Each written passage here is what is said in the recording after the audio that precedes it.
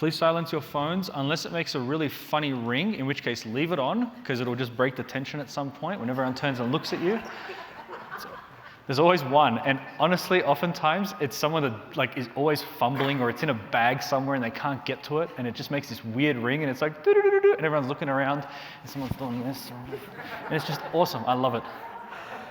So I'm Rudy. Thank you for coming today. I know the roads weren't great yesterday, but the roads are great today. So actually, I think a lot of people, we had 260 odd registered for today. So I think we're missing a few. But thank you for coming. This is going to be a really good day. You're not only going to enjoy it, but it's going to be good information. It's going to teach you some things that you can actually use. You know, the thing that I don't like about a lot of these conferences is they end up being a sales pitch, and then it's like, you know, buy my book or do this or do that. And, you know, we don't have books to sell. We really just want to give you content. There's always ways to make money, but at the end of the day, you don't want to bait and switch people and tell them to come along only to just give them a little bit. So everything that we're going to tell you is real, actual content that you can use. You're going to learn some really useful information. And most of all, the people that I've brought along to speak to you are people that are doing this stuff day in, day out. They're not people that are going to tell you from theory, they're people who are going to tell you from practice and experience. And to me, that's the most important, because theory is one thing, but man, when you get out there, it is a very different world. And so you're going to hear some funny stories. I can't wait to hear John's stories. John's story is the best. So you look forward to that. So this is my beautiful wife, Naomi. I don't have to tell you she's beautiful. It's very obvious. I just bring her up here for eye candy, but no, she's awesome. But she makes my life great, and you know, a lot of the planning for today. I mean, the snacks in the back, chocolates on the tables, all that sort of stuff is all her. She went out and bought them all. She cut up the fruit and did all that, you know. And so, thank you, appreciate you. My wife's a dietitian, so she hates when I do this, but I'm gonna do it anyway. If you want to learn how to lose weight, go and talk to her. She can tell you how to lose weight. She can tell you how to do whatever it is that people do that want to lose weight. I'm not one of those people, so I don't really care. But if you want that, she's awesome. And she's got a lot of really good videos on Facebook. I don't know how all that works, but you can talk to her. And again, man, we just want to bless people. It's just awesome. Amen?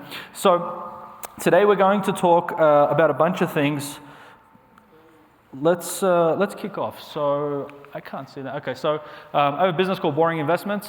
I share that only because I'm not taking clients, we're not doing anything, so don't worry, I'm not after your money.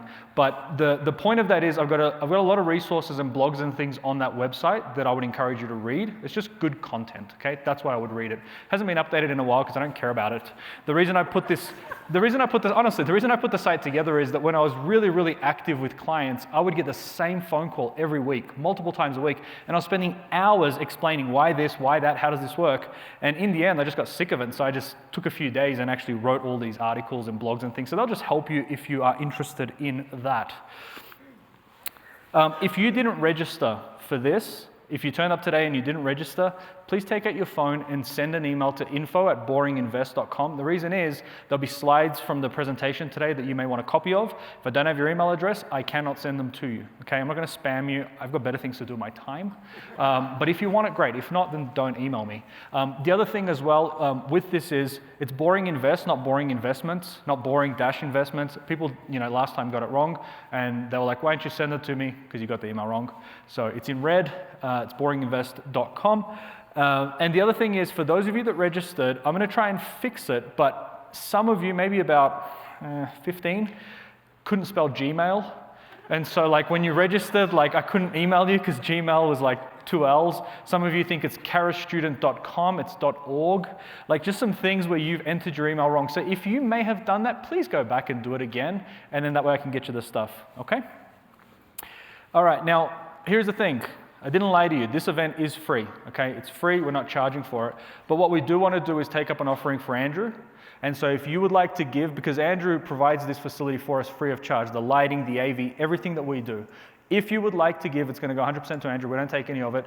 There's a box up there that Naomi's holding, so she said that she'll smile at everyone as well that will give. So if you want to give, please just go past there and just drop something in there, whether it's a check or whether it's money or whatever. Just make it out to Andrew Womack Ministries, and we'll just get that to Andrew just as a thank you for allowing us to host this, okay? So again, we just want to bless him. He's been such an inspiration to all of us, and it's not cheap to have a facility like this. It's not cheap to have security. It's not cheap to have AV, the lights and everything else. And as much as he's blessed us, we want to be a blessing back. Amen? Cool. All right, here's what's happening today. So this morning, it'll be Tristan and John and myself, and I'll get them up in a minute, and I'll introduce them. Then we're going to do lunch for an hour.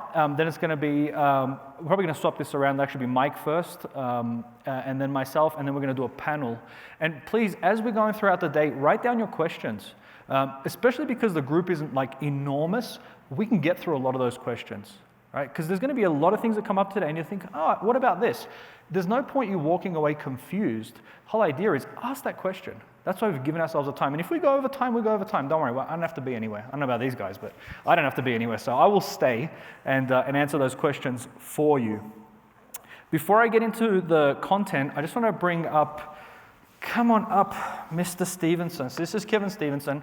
Unfortunately, he's got to leave at 10:30. He had a pre-commitment, but I wanted him to come up. So Kevin's my mortgage guy. Kevin is awesome. He works for Integrity Bank and Trust, and I just wanted to introduce him to you. He's done some deals he actually just closed a transaction for someone in my team. Was it 3.5% they got on that one? Oh, yeah. No, it was 100% financing. No, but 3.5% rate. The rate was like 3.5%. Oh, yeah, 3.5%. Really good rate. But anyway, like if you guys are looking to get a mortgage, again, I'm pitching him. I get nothing for this. He has not paid for it. I invited him. I only work with people I trust and I know. So Kevin's just a good guy. Kevin, anything you want to share? He's going to leave some business cards there, but anything you want to share? I was going to mention that we closed a loan for somebody just recently in this area. And Woodland Park, Teller County, a lot of the area around here is USDA territory. That might surprise you. United States Department of Agriculture has a loan program to help promote home ownership. You can buy a residential, so the loan that we did here was on 3 acres. It doesn't have to be farmed, you don't have to have chickens. He does have chickens. But how many chickens do you have to have? 3. Get 3 chickens, man. Chickens. It's worth it. You don't have to have 3 chickens. And if you have a kid that plays one outside, chicken. and chases the chickens. So 100% financing. USDA provides 100% financing.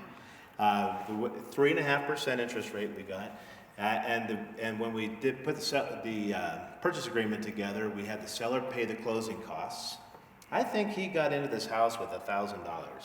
If it wasn't $1,000, it was $1,200. Earnest money, got the 100% financing. The seller paid the closing costs as part of the purchase price, and it was just a fabulous loan for him. Super happy. So pretty good. As you imagine, which makes me happy. Yeah. It makes Rudy happy. Makes me happy. And so, anyway, Charis Bible College, the more I get to know about it, it's a great culture match for our bank. Our bank, you're not required to be a Christian to work for Integrity Bank and Trust, but all the C-level, E-level guys are all very strong Christians. We have a very strong Christian culture, and so great match. Love working with you guys. Thank you so much for having me. Thanks, Kevin. Appreciate it, man. Thanks, Kevin. So again, you don't have to do business with Kevin. You get to do business with Kevin. And I like him. He's a straight shooter. He's very smart. He knows what he's doing. Because, there's lots of people that are really nice people, but they're useless at their job. And so I'm not going to introduce you to people that are just crap. I'm going to introduce people that can actually help you close a transaction. And if you can get into a house for $1,000 down and convince the seller to pay the closing costs, that's a good day. So, honestly, everything that today's about is really to help you. Genuinely. So a couple of things. I asked you guys, and anyone that registered, I asked you to fill out kind of what you're interested in. And here is what came up. So when people signed up, most people are looking to buy their first investment property. There's a bunch of people looking to buy their first home. There's about 13.8% that already own one, looking to grow. One struggling with tenants, wasn't a big one. A bunch of you clicked the joke one, which was don't know, had nothing else on, and it's cold outside.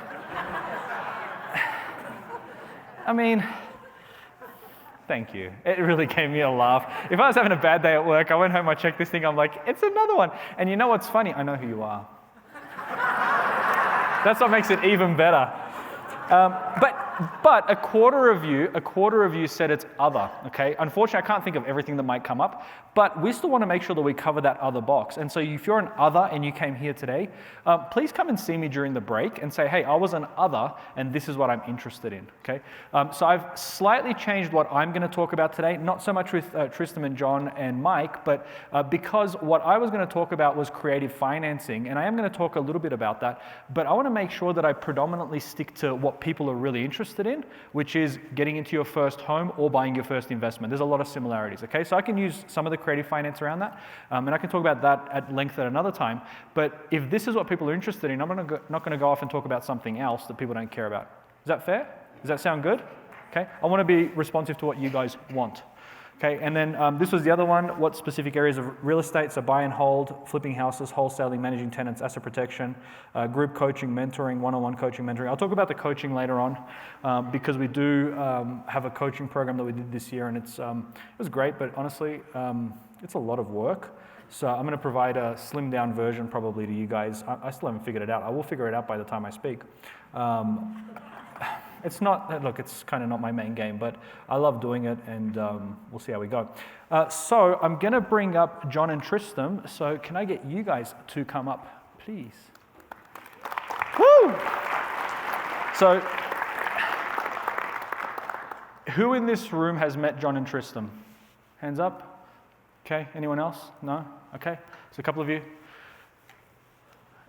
John and Tristan, so Tristan's my realtor from Columbus, Ohio, and John is our partner, and he's actually our contractor from Columbus. And these guys have been a blessing to me.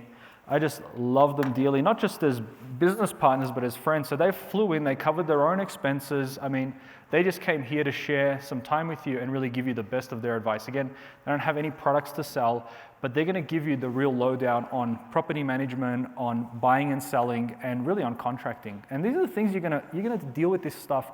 If you have anything to do with real estate, you're going to deal with this stuff. It's just how it is. Okay, so they're going to be really good. The thing that I love about Tristan is that she's a little bit like me. Well, she's a lot like me, which means no nonsense. I mean, John is as well, but when I first met Tristan, it was at a Starbucks. I hate Starbucks, by the way. So you know how bad it was for me. I had to go into Starbucks. You know what hell is like? I'll tell you what hell is, right? Hell is this massive queue, right? And then you join the end of the queue, and then you wait, and then you wait, and then you wait, and you go around, and by the time you get there, it's a Starbucks. That is hell. So anyway, I had to go to Starbucks, and Tristan used to work at Starbucks, so it's even worse. But I met Tristan, and as I met her, she had her laptop. It said, "Ask me about real estate," and I knew it was her because I went out to Columbus for the first time as I was learning about real estate. And I said, "Hey, I'm Rudy," and she goes, "Hang on a minute." And I'm going to tell it my way, okay? She might tell it slightly differently, but I'm the one speaking, so it's okay. And she's like, "Hang on, I'm just bidding on a house. I'll be with you in a couple of minutes." And so I just sat for like 15 minutes, 10 minutes while she was bidding on this house. And I was like, well, that's a great start, for someone that I'm trying to develop a business relationship with. I've been ignored at my appointment time. She can tell her version in a minute. But here's the thing. We went out to the first house, okay? So you guys have heard Billy. If you listen to Billy Epperhart, he talks about agents that have commission breath. You heard that statement before? Here's the thing. I got out of the car, Tristan got out of her car, and we walked up to the first house. And as I'm walking to the house, I turned to her and I said, what do you think? And she looks at it, and she looks at me, she goes, well, this is a piece of crap. And I was like, I want to work with you. Because she wasn't trying to sell me on it, And we've done so much business together the last 3 years, it's been amazing. Because I can trust her. Because she tells me the truth. She tells me what's good and what's not, right? And that's huge. Because most agents, and again, I'm not against agents, but many agents, I should say, they're just looking to get a transaction done. And so part of what we're going to talk about today is how you can sniff those things out. Make sure you have a good agent like Mike. Mike's a good agent. I'm going to brag on him when he gets up. Good people you can trust. Amen? Good? All right, you can tell your side of the story, Tristan. So grab a microphone. You've got to switch it on. The button's just there. And this is John. Actually, just quickly, let me just introduce John. So John's our contractor in Columbus. And it's, how do I put this nicely? It's really great when your property manager and realtor sleeps with your contractor because man, you get really good bargains and they look after you because they've got no way to go. He can't screw her on price, she can't screw him on price. It's wonderful, right? So we end up with a happy marriage. I'm the third wheel, but it's just good fun. It is just really, really good fun. And I've just come to respect and appreciate them so much. They've not just done a great job, but man, they've been really instrumental to my learning. And pretty much all of my clients have been Christians, right? Most of them have some connection to Charis, not all of them, but many of them do. And it's just a fun time when we go out and we just hang out and just get to learn, and we know that we're getting the real deal. We know we're not getting a sales pitch. So I really enjoy that. So Tristan, do you want to tell your side of the story or anything you want to share? We've got a bunch of things we're gonna talk to you about today, but I want to give her a chance to talk. It wasn't 10 minutes. It was only like 6. Felt like, in Starbucks, it felt like an hour. He is telling the truth, though. I did do that. I had to. It was a really good house, and I wanted to get it because I wanted to flip it. So what we really wanted to do today was, there's a bunch of questions that I'm just going to ask them back and forth, and these are just things that are really going to help you if you're looking to get into your first home or if you're looking to buy an investment. And I want to make sure that we cover off the stuff that really is relevant to people, because so what you'll find, just for background for you guys, so Charis is interesting in that we get a bunch of people that are local, but we also have a bunch of people from out of state. And we're in Woodland Park, and we've spoken about this, but Woodland Park's an interesting situation because it's a small town that's kind of grown really rapidly because Charis came in. So we had like 7,000 people, 6,000 people or so in the town, and about 1,000 of them came in that were students or staff in a very short space of time. So prices went through the roof, and Mike will be covering a lot of that, but you've got people coming in and they're trying to buy their first house. And so some of the stuff we'll talk about today are the principles behind what to look for, and then same with contracting. So we're going to share about buying your first home, but also about what do you do when you find that home? What do you look for? What's important? What's not? And then on top of that, I think the other thing that's important is the differentiating between an investment versus your first home. And John, for you, I'm going to ask you a bunch of questions around what do you look for when you're buying your first home? What are the mistakes that people make? So I'm going to throw those at you. But the first thing that I really want you to share about is tell us a bit about how long you've been in real estate. What do you do on a daily basis? Same with you, John, just so people can get a sense of who you are and your background. Okay. Well, good morning, everyone. My name is Tristan Griffith, as he said. I am a broker in Ohio. So I'm a real estate agent, can sell houses. A broker can sell houses and manage other real estate agents. So I'm a broker in Ohio. I have been selling real estate for 14 or 15 years. And I didn't mean to become a realtor when I started. It happened to you. It happened to me. Well, I worked with a company that gave me free tuition reimbursement, and I'm one of those people that I have to take advantage of every benefit. So I took real estate classes, and then I happened to need to sell my house and move to a different area so I could get my daughter in a different school district. And so I thought, well, I'll just take my test, and I'll save myself a commission on one because I have to sell my house and want to buy a new house. And then after I did that, friends and family started saying, hey, can you show me this house off the street that just came up for sale? I'm not interested in buying, but I'd like to see it. And of course, they bought it. And kind of, I guess, escalated from there. So I'm like the accidental realtor. Turns out I love it, and I'm good at it. And I think it's really fun, and I really do get to make an impact in people's lives, which is one of the best things about being a realtor. Sometimes you're helping a young family into their first home, and there's a baby bump and everything else. And sometimes you're getting somebody out of a bad situation. Maybe you're short selling a home where there has been a situation, a divorce or a death in the family or something. And other times you're helping people grow their personal wealth. And they're all really exciting and fun. But like I said, it really is a fun job and a blessing that I'm able to help people with that and have these long-term relationships. I still have many of the clients that I had 10 years ago. I just have one the other day who I sold them their first house, and I'll never forget when they bought it. I said, now start saving today for your next house. And they had one child at this time, and they said, we want to fix this up and everything. And I said, put aside $100 a month, because here's what we're going to do. When you move up to another house, and you will, you'll only be here 5 years. Most people average 5 to 7 years in a house, 4 on the low end really, and 10 on the high end, but 4 to 7 is the average. We don't want to sell this house. I don't want you to have to sell this house to put you in a new house. Here's what I want to do. I want you to have that $100 a month in your savings account, so that when you want to move up, we've got the money sitting there to go buy that next house. And then we're going to rent this house out. And then what happens is, once you get it paid off, we'll put it in an S corp and tax it separately and everything, so it won't impact your kids getting scholarships, because it won't look like an asset to you. And then your kids go through college. And what you can do, because this house is in a nice area, a good school district, your kids go through college, have them take out loans, and when they graduate, sell that house, pay the 30% in taxes, and pay off all your child's college loans with this. What'd that cost you? This down payment and $100 a month, because the rental will have paid for itself all of those years. Those same people last week bought 3 more small properties because they said, we're nervous about the stock market, because he's a stock analyst for Abercrombie. And so they said, we need to get some money out of here and put it in here. So, like I said, I've had these guys 10, 12 years, and they never even looked at the houses. They just called me up and said, just find me 3, please. But that's the kind of fun stuff that I really do like to do, because these guys are gonna, when they do go to retire, they're gonna be making, $5,000 a month passively without doing anything. And what did that cost them?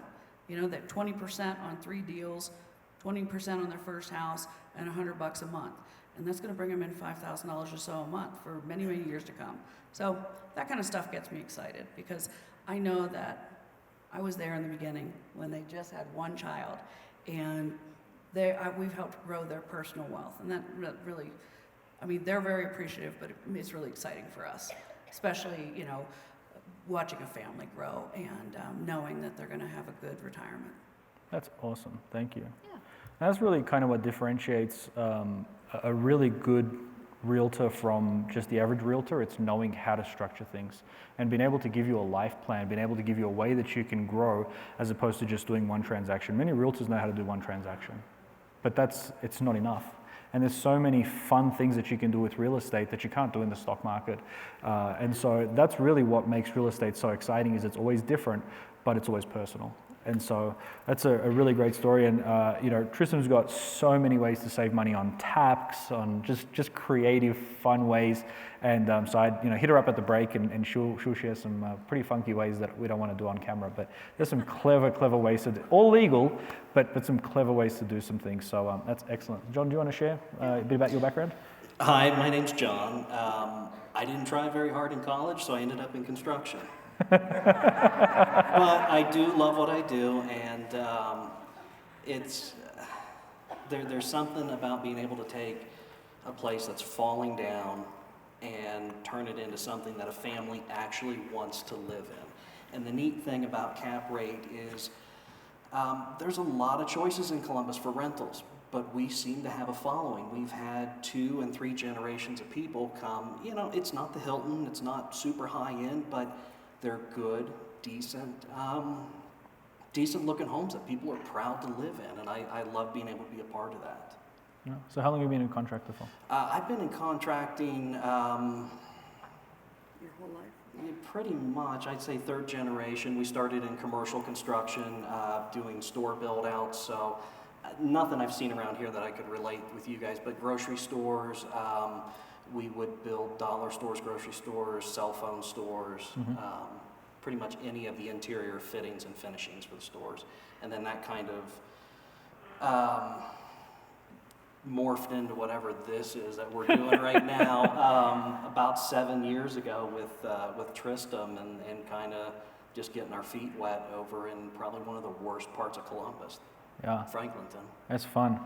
I love Man, it. you haven't bought real estate till you bought real estate in Columbus, in some of these areas. It is fun. The stuff you find. Oh yeah, Rudy can tell you from personal experience that he was absolutely convinced that the west side of town was going to be great because the houses were really cheap. And I told him it's Zombieville, you don't want to be there. He didn't believe me. I did not. This is true. See, the thing is, I think I'm pretty smart, and I am. But sometimes you should listen to wisdom and counsel. And Tristan was like, don't buy that. I'm like, what does she know? And so first house, $16,000. Yes! I was pumped. I bought a few there, and let's just say I don't own any anymore on that side of town. There's a reason for it. And that's part of it as well, is it takes experience that you can't see on paper. Something can look good on paper, it's very different to in your pocket. And even just some of those things, even locally, right? What people will tell you that you can make is very, very different to what you'll actually make. And that's where having a good contract, having a good realtor can really make the difference, because they can tell you from experience, they can say, hey, this looks good, but here is why it's not. And here's another 3 examples. Now, you might get someone like me who doesn't listen and it's not going to help, but hopefully you're smarter than me, and then you would actually just take the advice. So Tristan, let me ask you a couple of questions. So when thinking about real estate in general, what are 2 or 3 general things that any buyer should take into consideration? I mean, what are the things in terms of location or age of property? What are the things that for you, dealing with someone that's looking to, say, buy their first home, what should they look for? Yeah, it's very different. Basically, if you're buying your first home or if you're buying an investment property. If you're buying your first home, you've all heard it. You've all seen it. Everyone has HGTV. Location, location, location. You can burn it to the ground, but you can't change where it is. So that is the number one thing. It's the only thing that you can't change is where it is. You can't move your neighbors, and you can't put that house in a better school district on that plot. So location for you is still number one? Location is 100% number one. Now, when you're looking at investment properties, it's a totally different animal. Then you need to say, okay, here's the area. Okay, it needs to be a reasonable area, but you definitely want to stay away from getting attached to the homes. And gosh, John can tell you, our first investment property that we ever bought, we had to replace some flooring in the kitchen. And apparently, I thought I was going to get to pick this flooring out. And John had just already ordered it and had it put in. And I came in, and it was some old, 1970s linoleum, and I cried real tears. I was so upset. I mean, and that's not the way to be. I'm saying, learn from that and don't be attached to the house. I was so upset that, because I had this vision in my mind of what I wanted this house to look like. And when it comes down to brass tacks, doesn't matter. As long as it is, healthy and the house is, in good shape, tenants will definitely be fine with that. Okay. So again, for a first-home buyer, would you recommend that they buy the best house they can afford, the cheapest house they can afford, just pay it off quickly? What would you advise? Because especially for younger people today, they want their dream home right up front. Is that a good idea, or is it not? Well, your dream home is not the one you're buying today. Your dream home is the one you're buying 3 houses from now. So, and I hate to say your first home needs to be good enough, but it needs to meet the needs of your current family, not your future family, because the average person lives in their house, between 4 and 10 years, right? So really, if you go look at 200 houses and it doesn't, and you can't find the exact right one, you're definitely, looking for something that's maybe too perfect and it isn't actually out there. You can, if you have the right realtor, and I'm not a realtor here, but if you have the right realtor, they can coach you in ways that, okay, well, you didn't get this, but you did get this, and we can have that fixed, but we can't move where it is. So, I guess too, is that good enough? Yeah, so I suppose then on the flip side of that, from an investment point of view, someone buying their first investment, would you recommend they buy the kind of best investment property, or just dip their toe in and buy something a little bit cheaper? How would you counsel someone on that? That depends 100% on their risk tolerance. Okay. If you're somebody who has a high risk tolerance, then then maybe you do go for a bigger multifamily. If you have a low risk tolerance, like I do, I've got a higher risk tolerance now. But I was one of those people who I wanted to buy one and watch it perform for 6 months, and then buy another. And that's what I suggest to all my new people. I say, let's get you something reasonable and moderate, something that's not going to break the bank if you decide that that this isn't for you. Because anytime you're dealing with tenants, You've got a lot of different factors. So for some people, it's really stressful. And you know, with most of the time, you're going to have a property manager, and they're not going to tell you every single thing that goes on. And I have people say to me all the time, "I want to know every single thing that goes on," and I say, "You sure don't." If you did, you would, you know, run for the hills. But once again, when you're looking at an investment property, this is just, you're looking at the math of it, okay? And you're going, okay, what can I afford to do, and what do I need to get back from this? It isn't a personal thing. One of the things I like about real estate is, unlike stocks and, you know, bonds, you can touch it. It's one of the only physical assets that that you can actually, that is actually there, and that you can make the kind of money that you can make on stocks off of. So, I mean, I guess to answer that, it really depends on the person's personality. There are some people who are like, nope, I've read everything online. I feel like I know exactly what I'm doing. I want to buy a $600,000 fourplex, and I'm not going to settle for anything else. Great. If you feel like that, we're going to counsel you and say, here's the situation in that area. Here's what you can count on for rents. Here's what we project is going to be, the cost of maintenance, insurance, that type of stuff. And, you know, if you're cool with all that, great, let's move forward. And then there are other people who are very nervous, and they, you know, we might find a house that would work perfectly for them, and they pass it up. And then we might find another house that would work perfectly for them, and they pass it up. And it may take a couple times, that they lose properties to get them to kind of, I guess, get off the fence.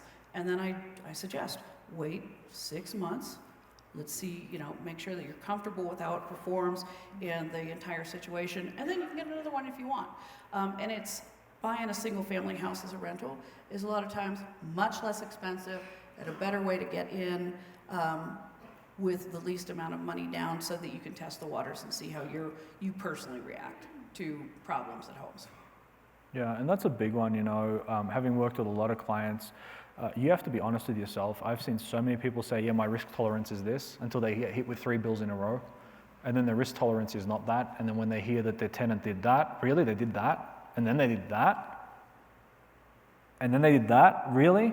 I mean, it's like, oh man. And so I think the point that Tristan made is really important, which is when you're an investor, there's a big difference between how you feel about the property versus why you buy it and how you think about it. And that is everything to do with the numbers. It is an investment. And people get so attached, especially to their first one. And I know many of you in the room are looking to buy your first one. You get attached to it, and then everything is emotional. But the reality is that the numbers are all that counts. You are not buying that house to live in. We'll talk about that in a minute, but man, so many people have come, especially, because we started buying in Columbus in some of these rougher neighborhoods. They're not the kind of houses that people that are looking to buy an investment property would be comfortable necessarily living in, especially the way that we see them. When John's done with them, they look awesome. But man, initially they're pretty rough. And so they come in and they say, well, I don't like that and I don't like that. I'm like, that doesn't matter. Well, I don't like the paint color. Who cares about, you can paint the wall. But it's ability to see beyond that, to see what is it that is fundamentally good about that property or not good, and not getting attached to the colors and the way it's decorated, or the yard and absence of grass, or the 3 cars that are piled up on bricks, or whatever it might be. It's difficult for people to see beyond that, because they judge it using exactly the same metrics that they would to buy their own home to live in. Do you want to? Yeah, and that is the natural state of things. Like I said, I literally did that on my first one. He'll tell you, I cried real tears when I saw that horrible linoleum, which now I'm like, that was ridiculous. Yeah. But at the time, like I said, I had a vision of what I wanted. And what I wanted was like this perfect little Cape Cod house for me to put, the perfect tenant in. Well, that's not realistic. Yeah. John? And the one thing I wanted to add is, you want to own the ugliest house in the neighborhood, because you can control the way you bring things up, as opposed to, hey, I've got this great looking house, but what I didn't see in the listing picture was the 3 houses to the left of it that are boarded up, the 2 houses to the right that have a homeless encampment, and the 16 cars on the street that haven't moved in 6 months.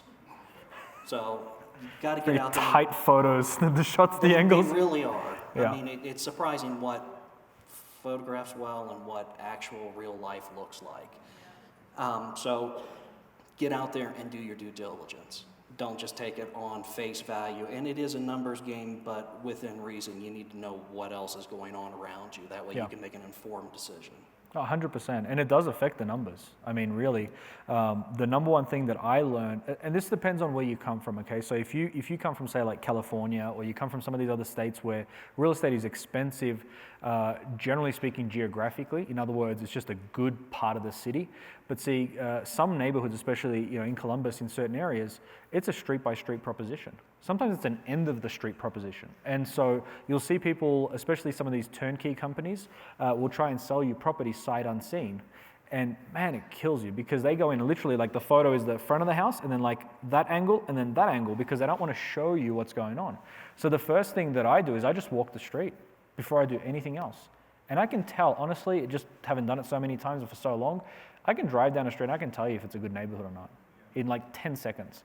I don't have to go inside the houses. I don't have to see the people. You can just tell. You can tell. And so they're not going to photograph those things. And I think that's the other challenge for some of you that are maybe looking to buy out of state. Colorado is expensive. It is. It's not as expensive as some places, but it's a lot more expensive than other places. And so for those of you looking to buy out of state, whether you buy in Columbus doesn't matter, but anywhere you buy, many of you, when I first started out, those people came from Kansas. They're like, would you like to buy in Kansas? And what about Florida? And what about parts of Texas and so on? It really doesn't matter where you buy. At the end of the day, what really matters is that you know what you're doing. And so many people have no idea, and they trust people that take them for a ride. And so I just encourage you, get out there. Even if you don't want to go every time, go at least the first time and learn. And then afterwards, you can make up your own mind. But it's just important that you get out there and see it.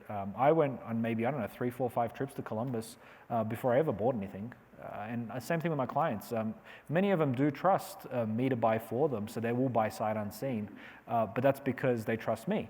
But it takes time to build that trust and that knowledge. And so unless you know the person or unless you are 120% sure, get out there. It might cost you a couple $100 in a flight, but man, it's going to save you a lot in headache. It's amazing how many people skip that step and then just call out a realtor and say, hey, this looks like a great deal. And of course, they're going to tell you it's a great deal, and you end up getting burnt. John, I had a question for you though. So Sam, I asked Tristan in terms of kind of first home buyer. So initially, first home buyer for them to live in, and then if you can also answer this for investors, what are some things that first home buyers overlook, like on the contracting side, in terms of what are the big ticket items that may not necessarily be obvious to people that they don't care about, but then ends up costing them a lot of money? And then if you could answer the same on the investment side.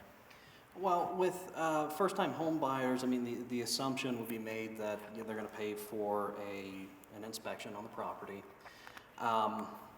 The biggest thing I've seen, because the contracting business also gets into a lot of request to remedy work.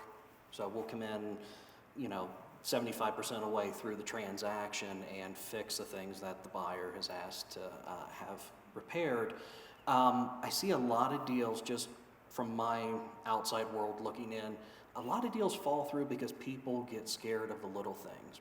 Broken switch covers, loose outlets. I've even seen something as, in my term would be petty, hot and cold water line crossed, like at a sink.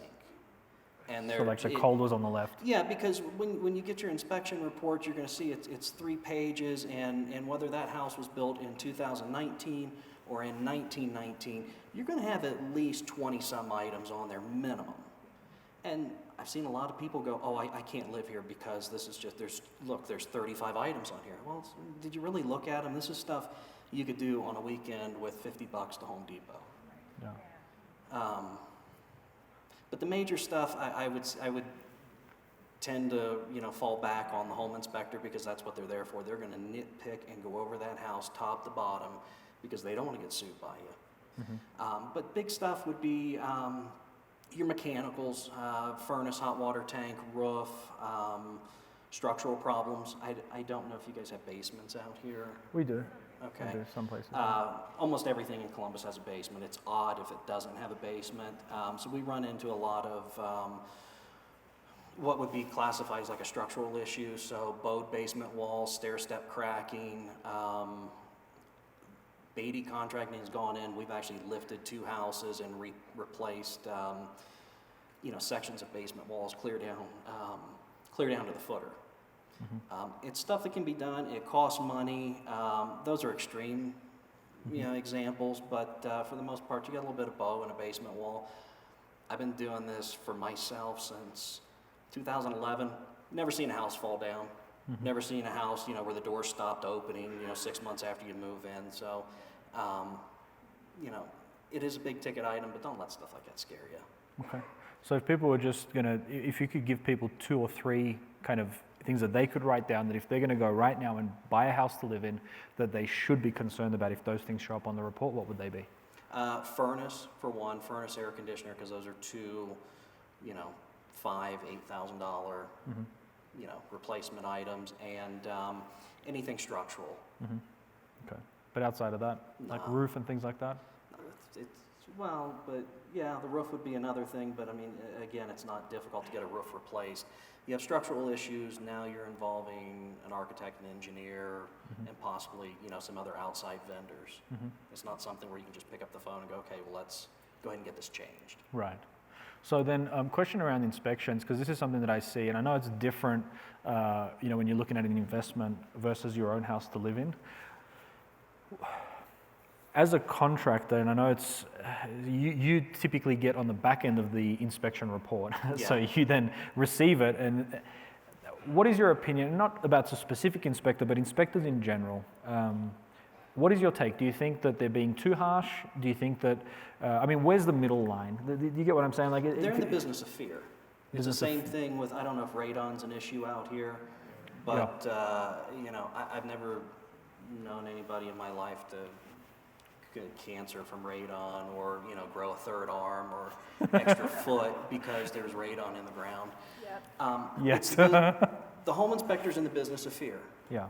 I mean, plain and simple, and it's being able to sort through that list and go, okay, there's 35 items on this list, but how many are actually germane to me being able, for the house to be able to function and for me to be able to live there? 10% maybe. Okay.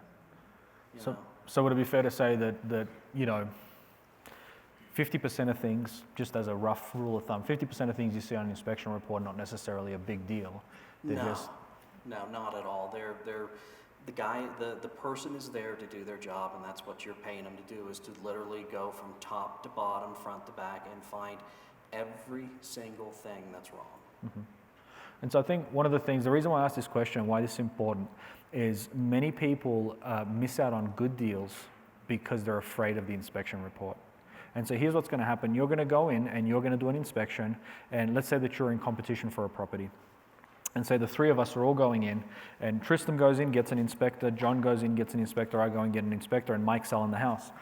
I'm going to go back and take my 50 items, and I'm going to freak out, and I'm going to think to myself, okay, these 50 items are going to cost me 20 grand to fix, and Tristan's going to get a similar sort of report, and she might come in at 18. But because John knows the difference between what things really cost and what's worth and what's not, he's going to come in and say, you know what, I can probably do it all for 8. And he's going to go in and offer the seller a lower price, but not as low as what we're going to offer. And he's going to get a bargain, and we're not. We're going to miss out. And especially in a hot market, you need to know the difference between what really matters versus what doesn't. Otherwise, you're going to miss out on deal after deal after deal because you've let that fear come into you. Now, I'm not saying be ignorant of that. I'm not saying don't consider those things. But the reason I want to pull this out is because I've seen people freak out about things, and there's nothing wrong with not knowing, but find out.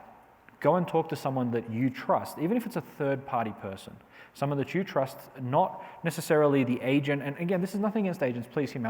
I love agents. They're awesome. 2 of them in the room. They're friends of mine. I love them. Love them. But not everyone's your friend, right? And so sometimes people just want to get the transaction done. So if you don't know those people well enough, especially if it's someone that you've worked with for the first time, go and pay someone $50, honestly, that you can trust and say, can you look at this list for me and tell me what do you think? Is this real? How much of this is real? How much is a big issue? And for $50, you can get peace of mind and still win the deal. And it's going to be very different to when you're buying a house to live in as opposed to when you are buying a house for investment. And the reason is that in investment, it's all about the numbers, and it's all about what, in my opinion, and you guys might have a different opinion, I'd like to hear yours, but it's about what tenants value is going to be very different than what you value as an owner. And being able to differentiate between those two is huge. Because someone coming in saying, I want an inspection report, they're going to look at a house that, you know, we're picking up for 40, 50, 60 grand, just as an example, and they're going to find in the inspection report 30 grand's worth of work. But the reality is that John can put it back together for 7 and it'll look great and no one will have a problem with it. But the inspector will find 30 grand's worth of work and it just scares people away. And it has zero bearing on their ability to rent that property out, sell it later on or anything like that. Do you want to? One thing I do want to mention, since we're talking about home inspections scaring people, is that in Ohio, we have a lot of older houses. In fact, if you look on the auditor's site, on some houses, instead of saying 1902, it just says old. It really does. You've got newer homes out here, which is great. But the fact is, I don't know how many of you have bought a house before. How many of you have bought a house before? Excellent. Okay, great. So, like we said, there's going to be 2 pages of stuff on every home, period, the end. I've had people build brand new houses, get them inspected, and there were 3 and 4 pages of stuff on them, okay? Brand new, never lived in, just finished. So when Rudy's saying, like, don't let that home inspection scare you, I'm telling you, don't let that home inspection scare you. The important part about the home inspection is, okay, these are the issues. What is it going to cost to put it back together the way that you want it? And that's negotiable. Okay, so you can ask people to fix things. And they talked about request a remedy earlier, but anyone who hasn't bought a house in here won't know what that means. What that means is once you are in contract on the home, you do your inspection, and then you have what's called the request a remedy period. And that's your opportunity to say, I'd like you to fix this, or maybe it's a price reduction, or maybe they give you a credit toward closing cost, or whatever the case may be. And the other thing to remember about inspections is the house was built in whatever year it was built in, okay? Code from then to now may be completely different. I literally have had people say to me when they're, and this is prevalent with people who have never bought a home before, oh my gosh, you know, the CCT line isn't bonded to the electrical panel, which is just like basically going from the hot water tank to the electrical panel, and it's just one wire to run, okay? It was not code until like 2 years ago, and now it's still not really even code. It's not required, but they recommend it. And you don't know how many people I see who, it's on every report, and I tell them, it's gonna come back and say the CCT line needs bonded because the home inspectors are putting on every report now. And they see that as like, oh, this is electricity. Electricity is bad. This house, you know, that's bad news to have an electrical problem. So I don't wanna buy this house, because if they let this electrical problem go on, what else is wrong with this that I don't know about? And that isn't the attitude to have. What they're saying is, and what I'm reaffirming is, every single house that you inspect is going to have 2 pages of stuff. Most of it's little piddly stuff. Don't let that 2 pages scare you.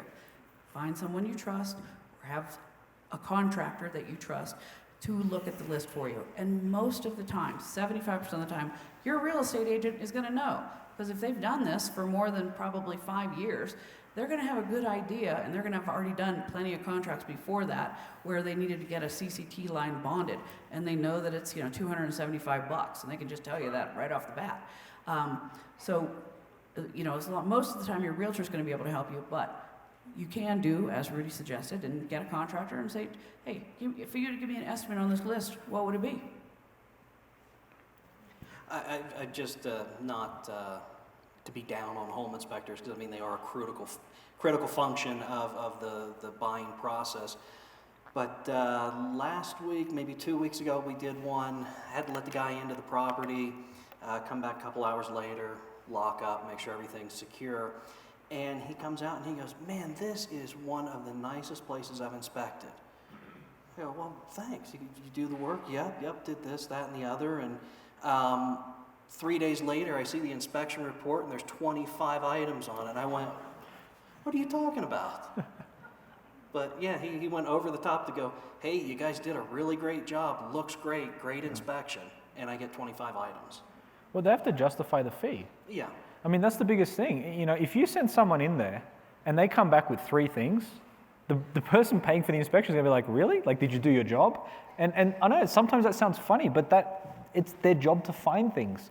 They've done a better job if they find 3 pages of items. I mean, they have to justify the $300, $400 you pay them.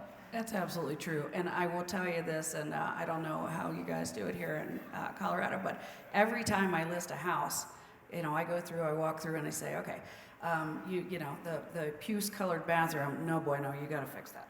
I need it to be gray or cream. These are the things I need you to fix. And they go, oh, well, what about this switch cover? I say, no, you leave that. The home inspector, when it's inspected, he's going to find how many pages of stuff? 2 minimum.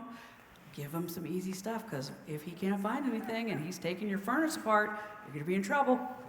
Yeah, and it is. I mean, it's smart. You leave the easy things for them to find when you're selling, because they're going to find them. Give them the gimmies. Yeah. And again, this is just the stuff about having a good realtor that gets this stuff, as opposed to someone that's just transactional. I promise you, look, the devil's in the detail. The devil's in the detail, because most people just go, how much do I list my house for? And that's it. That's the conversation. But someone that can tell you those things, that's worth a lot more than the price of admission. It really saves money. John, question for you. So for people that are going in to buy their first home, we talked about that. But in terms of investors, what are the things that you found that people really focus on that are not a big deal versus things that they overlook? And then how do you decide when you're buying an investment property what to spend money on and what to not spend money on? Can you share on that? The biggest downfall I see for investors would be turning what should be a transactional numerical equation into a passion project, to where, and I'm just as guilty of this when I started out, of I want to make this place look as nice as the home that I live in, and something that, and I have nightmares about this, that if I had to, I would have to move into my own investment property because I've done something terribly wrong. He does have nightmares about this. When there's a lot of other outside factors that you have to look at, such as what's our demographic? Are we low income, medium, middle low income, middle income? Who's going to be renting the home? And then, to throw a curveball into the whole thing, is it going to be and I don't know what they call it out here, maybe it is still Section 8, to where it's government assisted. Yeah, government vouchers. Yeah. Mm-hmm. So it's finding a balance between, we're not going to do everything just nasty, dirt dog cheap with, whatever the cheapest faucet we can find is, whatever the cheapest toilet, but we're looking for this balance of what's a product that we can put into the home that is durable, that I'm not going to have a service call, in the first 12 or 24 months on, and something that will meet the needs of the person that's potentially moving in, because we can go way over the top with a $30,000 or $40,000 home and dump $60,000 into it, and it's going to look absolutely wonderful. But at the end of the day, when you have a move out or a tenant turn, do you really want to have to bite that bullet and go, okay, well, now I need to put another $15,000 in to get it back to where it was, as opposed to, let's come up with a game plan collectively and go, what's the best solution for this property and these people, this type of client that we're trying to attract? Mm-hmm. So what are you finding? So just on the faucets thing, I know that's basic, but this, again, just a mistake I see people make is they will go for the cheapest fixtures and fittings. But then there's also the high-end stuff. So where would you recommend people look? I mean, what are some practical tips that you can give people so they could go, if they have an investment property right now and they're in the process of doing it, or the people that are watching this later on video, what are some things that they should be looking out for? What kind of products should they buy? And what typically goes wrong that costs a lot of money that people overlook? On the cheap end of stuff, when you cheap out on your faucets, whether it's a bathtub, lavatory faucet, kitchen faucet, the brand that comes to mind, like from Home Depot, is Glacier Bay. I've had jobs in the beginning that we've done, and I've done for some other investors where they insisted on using, that house brand from whether it's Lowe's or Home Depot, and they want to know why a week later the faucet's dripping. Well, that's not an installer's issue, it's a manufacturing defect. So, we're not going high end and putting Kohler, $500 faucets into a place, because for one thing, most of the tenants that we have would probably steal them and find a way to hawk them. But we are using brand name products that are halfway decent. So Had a lot of success with Delta.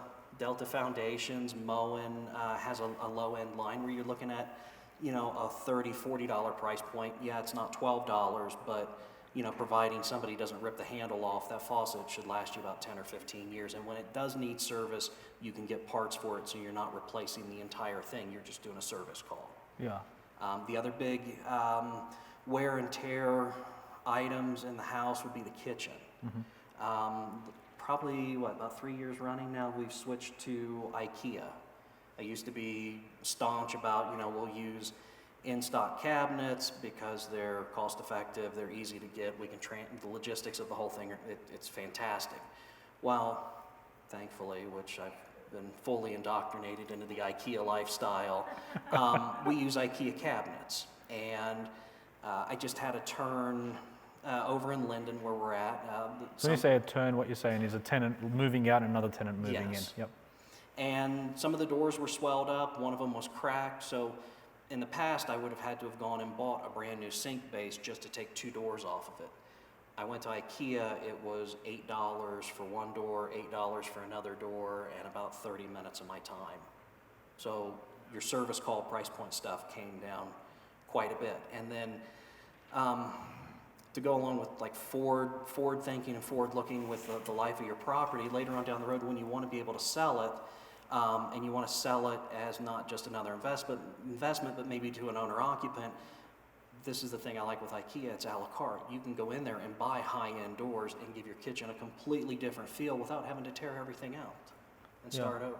So you will take the old doors off that were kind of the rental grade, Yep. and then you'll put really good quality doors on, and it just makes the kitchen look Turns awesome. it into a brand new kitchen. Yeah. It does, and it is amazing because not only like for these turns, but in areas that you work in, and it depends.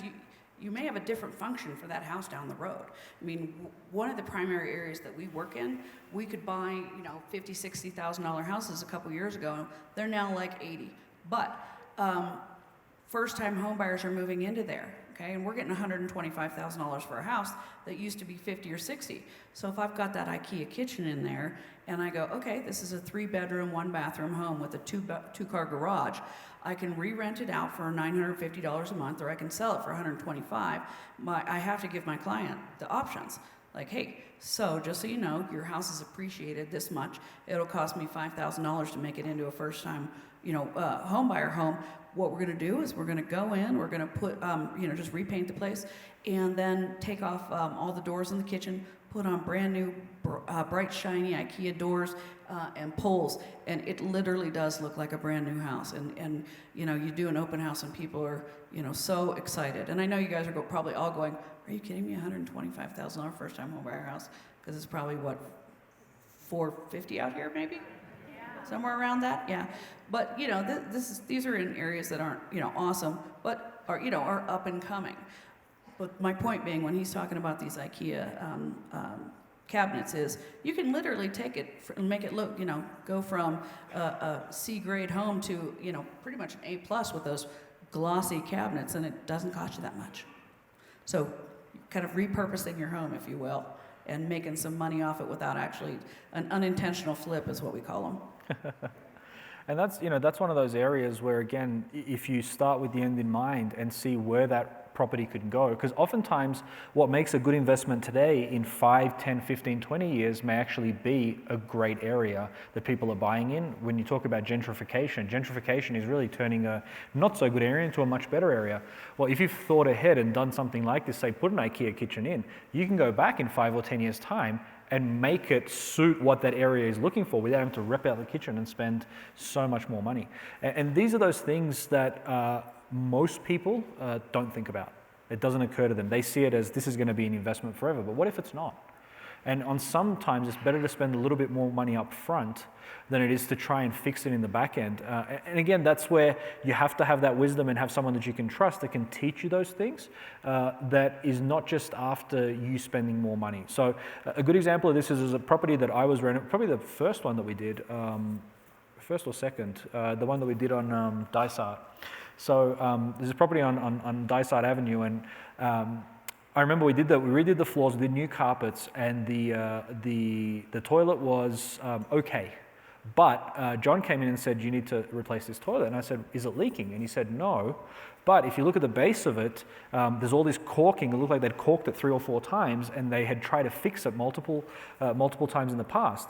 And he said, well, if you leave this and then the toilet leaks and the tenant doesn't say anything, you've just put in new floors. It's going to ruin all of your floors. So for the sake of spending, I think it was $300, we put in a brand new toilet, and I don't have to worry about it for 10 years. So now, sometimes you'll get a contractor that'll be like, do all this stuff. And again, that's a sense test because it might be better for them. But John has been able to show me the little things that really matter that most people would not realize, or, he's been almost not aggressive, but respectfully aggressive with me to say, you need to spend money here. And then other times when I've been like, hey, you know what? I really want to do this. He's like, never do that. That's terrible. I'm like, let's blow out this wall. Let's blow out this wall, make it a big kitchen, a living room. He's like, nope, I'm not going to do that. Now, it would have been good for him because it would have been more work. Yeah, that will definitely, that's definitely a sign that, you're working with a good team when they have the wherewithal to tell you, no. That's going to boost your rent $25 a month, and it's going to cost you $3,000. That's a waste of your money. Yeah, it's huge. And I'm guilty of that at the start. So many of those things. I'm happy to take your money all day long, and I will do whatever it is you want me to do. But at the end of the day, I do offer a little bit of a value to tell you, not going to quite work in this demographic. Yeah. And look, some of this stuff may not necessarily apply to what you're used to. Okay, so we're going to share stories with the stuff that we do a lot of, which is these lower income houses. It may not apply to you, but the lessons can still be extrapolated out into whatever you're doing. So if you go into some of these lower income areas, people don't hang up their clothes. Okay, not everyone, but many of them don't. They just throw their clothes on the floor. So when I went in there and said, hey, let's do this walk-in robe and connect this room to this room and all this stuff, and John's like, no, because they're not going to use it. And I was like, come on, man, like really? Because I wasn't used to it. And it's true. And the reality is a tenant will not pay more for that. And even if you want to blow out a kitchen, again, oftentimes they don't cook in some of these areas. They're not going to cook very often. So the kitchen's not that important. They'll buy takeout. So you go and make this awesome kitchen, which is not going to get any use, which means, but if you're in a higher end area, absolutely, it's worth putting money into that. So you have to understand the demographic, like John was saying, it's who's your client, but then also if you can have some flexibility with that property, so in 5, 10, 15 years time, you can repurpose it, you get the best of both worlds. You don't overspend today, but you also have the ability later on to change it and really reap the profits of that area getting better. It's really important. Absolutely. We've had plenty of houses that we've accidentally flipped. When we did something, we rented it out for several years, and then somebody comes along and says, my grandma lives 4 doors down, and I want to live by her, and I love that house. Sell it to me. What will you sell it to me for? So you do never know exactly what the purpose of that property is going to be in the long run. You might say, I have the opportunity to make 30 grand here, so maybe I'll take it and take that 30 grand and buy something else. It's good. So John, let me ask you this. So we talked about different things, but you as a contractor, and this is the kind of stuff that I really like about these sessions, because we're not getting any quotes today. How do you deal with contractors? Because there's some awesome contractors and then there's some not so awesome contractors. What are some inside tips that you can give people that are not, construction minded? Like, how do they pick a good contractor? How can they tell if someone's trying to rip them off? What are some questions that they can ask? What are some common areas that you see people doing the wrong thing? How can we help people? What are some things that they can sink their teeth into so they can go, okay, now I know what to look for? I think the first thing would be educate yourselves. And you don't have to become a master at it, but stop watching HGTV, stop watching DIY Network. It's the most Hollywood glossed over thing that is completely unrealistic from the real world. Educate yourself with, there's a trade magazine that I get, the Journal of Residential Construction or Fine Residential Construction. That sounds awesome. It's really boring, but it does have some pretty good technique-based articles in it.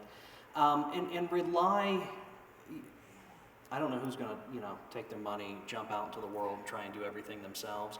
You need to have a team in place and rely on your realtor, rely on your property manager, and start there to weed out. Don't go on Craigslist. Don't go on, you know, oh, I was in Home Depot and this guy, you know, walked up to me and gave me his business card. Probably not a good idea. Find somebody that's reputable that someone else has worked with. And the thing we do with when people come to Columbus, you can come into town and you can see a roach-infested home that is completely unlivable, and then we can take you down the street. You can see something where my guys are in the middle of a project, and then we can take and show you a finished project. That way you can see the life cycle of the remodel. But first thing, don't ever pay them in full. The guys will never show back up. I mean, that's just always a given. So who's paid a contractor in full and had them not come back? You shouldn't admit it if you did. All right, one. I mean, people do it all the time. Who's paid half and had them not come back? Okay, a couple more. So Half is reasonable. So how do you deal with that? Okay, so I mean, because someone will come in and say, "Give me half." Okay, which, if it's a couple $100, fine. But if it's a $20,000 job and you haven't worked with them before, how do you? I mean, what would you suggest? How do you mitigate against that? So for Beatty contracting, what we do is there's I think we run 3 different price tiers. So if it's under $500, you pay in full as soon as the job's done, because if telltale sign, if somebody that's doing work for you doesn't have $500 to cover material and labor, they're probably broke and they're going to steal your money. Yeah. And then between $500 and $5,000, we do 50% down, which generally speaking covers the cost of material. But I still have skin in the game because I'm covering the labor to you know, put the material in place. And then anything above that, typically we do is like a 3 or 4 draw. So that's enough To money. do like a third up front and then a third halfway through and Yeah, then a we'll third at set the end. milestones, because would I like to have, you know, a $20,000 project, $10,000 up front, so I don't have to worry about, you know, being fastidious about my books right away? Yeah, that'd be great. But at the end of the day, you know, your system of thirds or even 25% down always seems to work, because that'll cover the material and the contractor should be able to cover his own payroll. If he can't, that's a real big red flag. What do you do if a contractor does come in and say, "Hey, give me 50%," and you haven't worked with them before? How can you figure out if they know what they're talking about? What would you do to vet a contractor? Referrals. Okay. I want to see, like, before I take on any new subs, typically there'll be, you know, a couple phone calls, emails back and forth, and then I'll just randomly call them on like a Monday or Tuesday. Hey, what are you working on? Oh, cool. Hey, can I come out and see? I had a couple questions. I want to go out and see what they're working on. I want to see the quality of work. We had I wouldn't call him a friend, more of an associate, that I run across every once in a while that does something similar to what we do.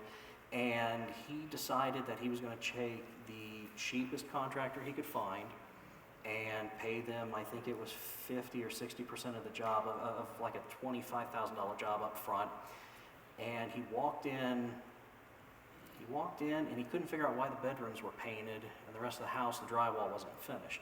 Well, when he walked in, he caught him using duct tape. They had hung the drywall and used duct tape in between all the joints on the drywall, and then one guy was putting on the duct tape, and as fast as he was putting it down, the next guy was following him behind with wall color rolling over the walls. Awesome. To bury it. So the old adage of good work isn't cheap and cheap work isn't good really does apply. And I mean, truth be told, I'm talking about myself here, but contracting's a gypsy-like business, at least in Columbus, where you can just totally be a thief and have no idea what you're doing and go a half mile down the street and find somebody else that's looking to hire. Yeah. And it's tough in this environment because there aren't many contractors around anyway. I mean, even here in Colorado, it's amazing how many times you try and find someone to do anything, and it's so hard. Yeah, my price point for labor has probably in the last 3 years has probably close to double. Yeah. So. Yeah, it's difficult to find good people. So from your side, Tristan, because obviously you've got John, but you've dealt with other contractors, what are some tips that you might have? Well, one of the most important things is, in my opinion, your realtor is going to have a bunch of contractors they work with. And they're probably, they're not going to be the cheapest people, but they're also not going to be the most expensive. That contractor doesn't want to lose the business of your realtor because your realtor may be funneling them 10% of their business on a yearly basis. So they're going to do a good job for you because they have skin in the game because your realtor's reputation is also on the line. So they're going to do a pretty good job. So I always tell people, because we have a lot of investors, okay, and they buy in other markets. And sometimes, you know, they're buying in Kansas City or you know, Missouri or, you know, Mississippi or these other places. They don't have a team in place. So the most important thing is find yourself a realtor who actually knows whatever it is you're looking to buy, okay? And then secondly, make sure that that realtor has asked them, hey, do you have people that you work with on a normal basis in case something comes up? Or if you're gonna rent it, then you're gonna have a property manager, or hopefully you will, because self-managing from a distance is one of the best ways to really make yourself want to jump off a bridge. The first couple times you get called in the middle of the night, you're then trying to find yourself a good property manager. Do the work up front, find yourself a good property manager, and make sure that person has the right people in place that are going to be able to do the work. We have a property management company. You know, we've got 3 people who do everything. I can't send John out to go fix a toilet. He's got bigger, better things to do, and I'm sure he wouldn't be pleased with me when he came home that night if I was having him plunge toilets all day. So we've got, you know, 3 and 4 people that we work with who do that kind of stuff for every single thing.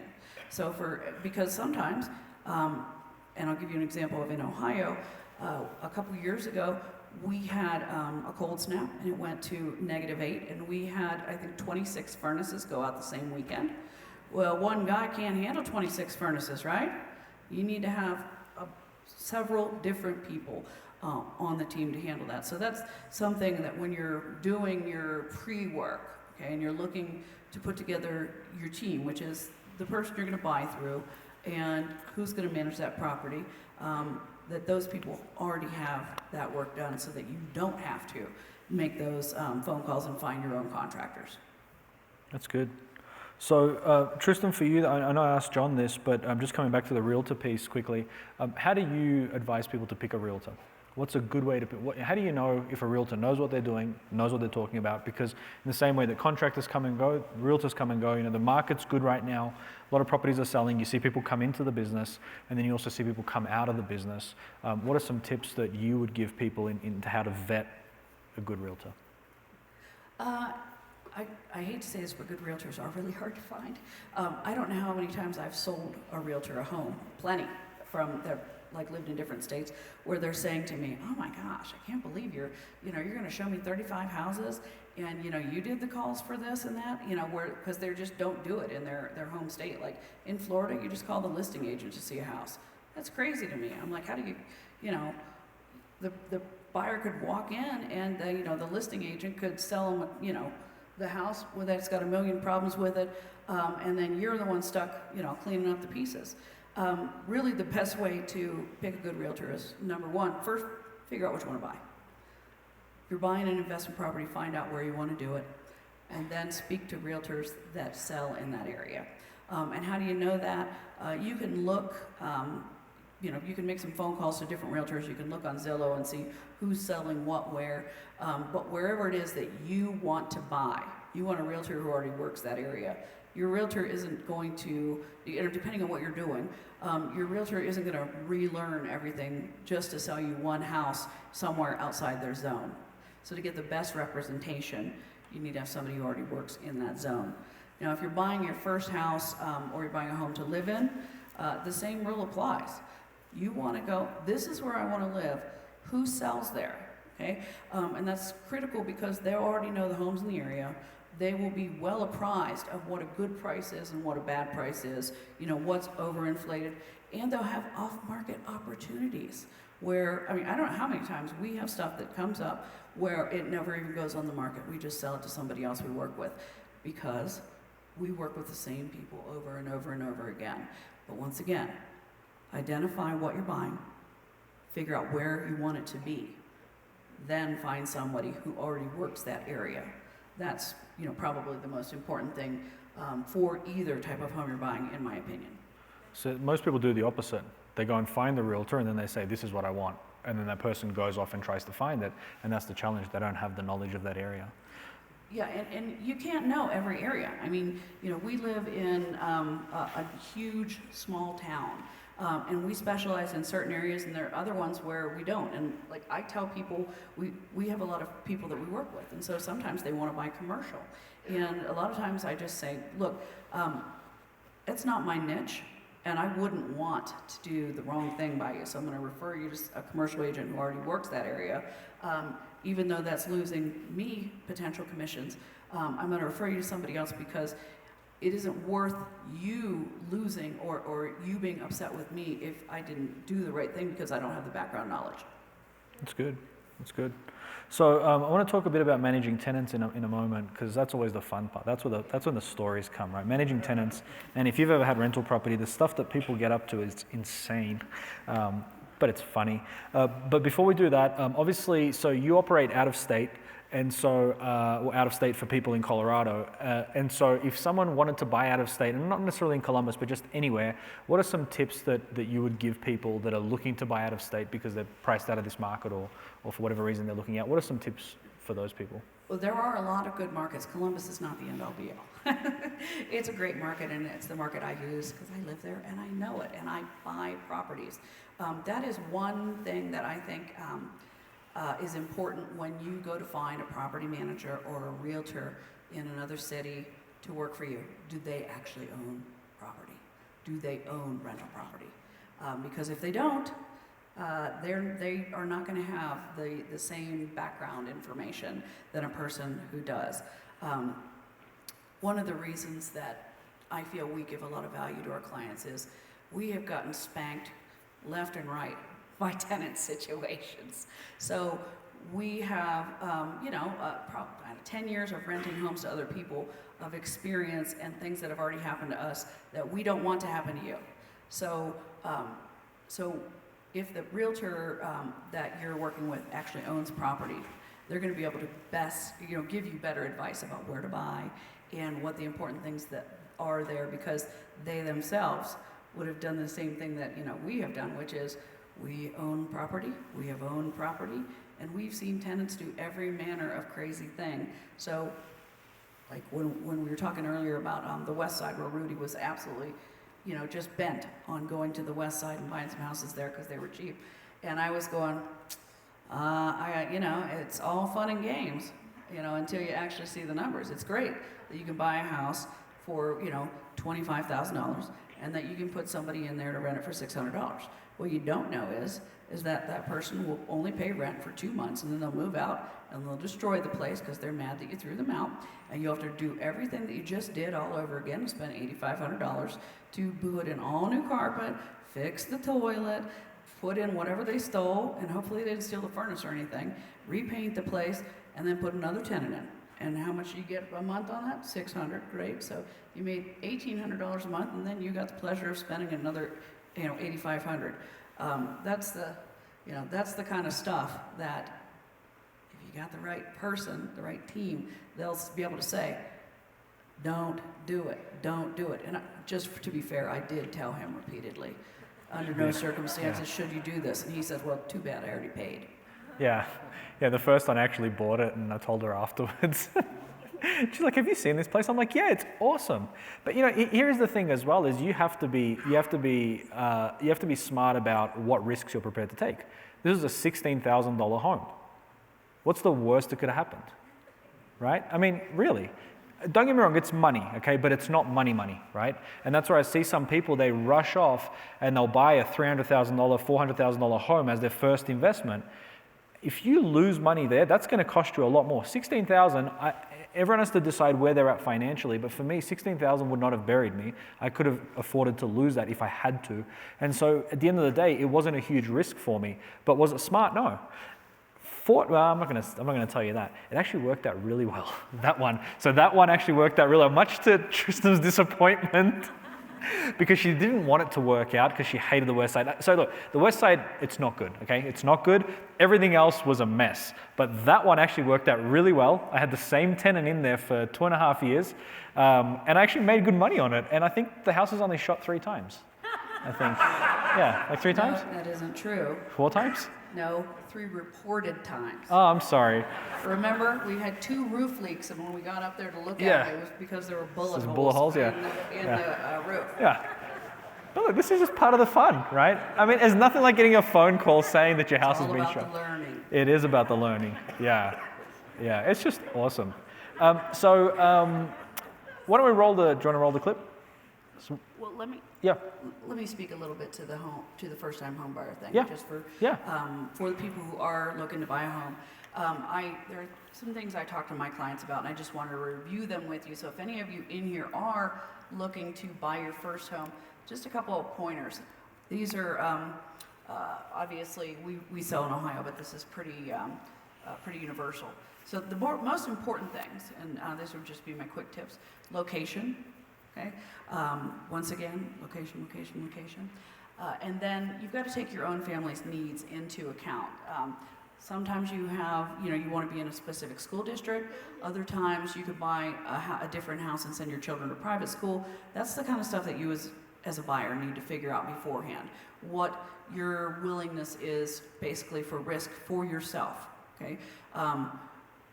Just like we were talking about the West Side, I have had plenty of people in the last couple of years say they want to buy their first home on the West Side, and because a lot of hipsters are moving in there, and I say you're crazy, and they say nope, I'm going to be able to get this giant house, and I'm only going to pay $65,000 for it, and I'm willing to put up with a little crime, until they've been broken into 4 or 5 times, and then they call up and go, okay, you were right and I was wrong. Let's sell this and let's move into a better school district. So you need to think about that stuff beforehand, about what you're willing to tolerate, and how many beds, baths, everything you need to have for your family.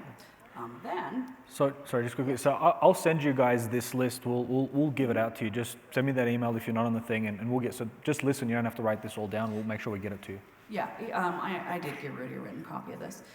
So we talked about figuring out where you want to live. So once you figured out where you want to live, choose a realtor. Make sure that you meet with them in person, not at the first showing. Okay, meet them beforehand. Make sure you're comfortable with them. There's every manner of realtor out there, and every single person is different. If you're somebody who needs a lot of hand-holding, and a lot of people that are buying their first home are, then you want somebody who's going to be able to accommodate that and not be short with you and irritated because you're taking so long to pick a house. So you need to meet with them beforehand. And if you find a realtor, maybe from online or however you found them, the best case scenario is from a referral. A lot of times when you're moving into a neighborhood, you already know people who live there.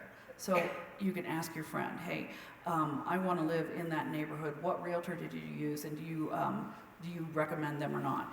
And if you do know people who live in that area, sometimes they'll say, oh yeah, I love my realtor, here's that. And other times they'll say, you know what, my realtor isn't that great, but I've gone to 10 open houses, nosing around at my neighbors' houses, and this other realtor's open houses, and I thought she or he were pretty cool, so I would actually call them. So referrals, getting a referral on a realtor is probably the number one way to get one. But secondly would be, find somebody online, but meet with them in person first and make sure, once again, that you're comfortable with them. Then you'd want to get pre-approved for a reputable lender. And something I did want to mention about this is, Rudy brought Kevin up here earlier, and where I got a good chuckle when Rudy said, you meet a lot of people who are useless at their jobs. Loan officers, there are a lot of loan officers that are useless at their jobs. And not because they're trying to be, but just because they're trying to hustle and make money, and volume is the name of the game, right? Don't get on Quicken and get your loan that way, okay? Once you've got your realtor established, okay, then you say, hey, who are you working with? And the reason that I say that is, like we talked about with the contractors, I have lenders I work with. I give them, 35 referrals a year. That's a pretty good chunk of change of their income. So they don't want to disappoint me. They're going to jump through every hoop that they need to jump through to get your loan closed on time, to get you the best rate. So someone that you've got a referral for our loan officer is very critical too. And once again, I think the best way to do that is usually through your realtor. Second best is if you already have a relationship established at a bank. And I'll go back to that Quicken thing real quick. That person at Quicken, if you got your pre-approval online, they are never going to meet you in person, and you're never going to get another. They're never doing another loan for you. So if your loan closes on time or not, it doesn't matter, right? Because if you're halfway through your loan process and you decide that they suck, you're going to have to start all over to get a new loan officer. So you're unlikely to do that. So they have no vested interest in making sure that your stuff closes on time. So I always do want to just mention to people that if you can't walk into somewhere, an office, a branch office, something, and yell at them face to face, don't use them. And you know what? You laugh, but I would say in Ohio, probably only 50% of transactions close on time when they were supposed to from the beginning. You know, the government's put a lot of regulations in about loan officer or, loans because of predatory lending.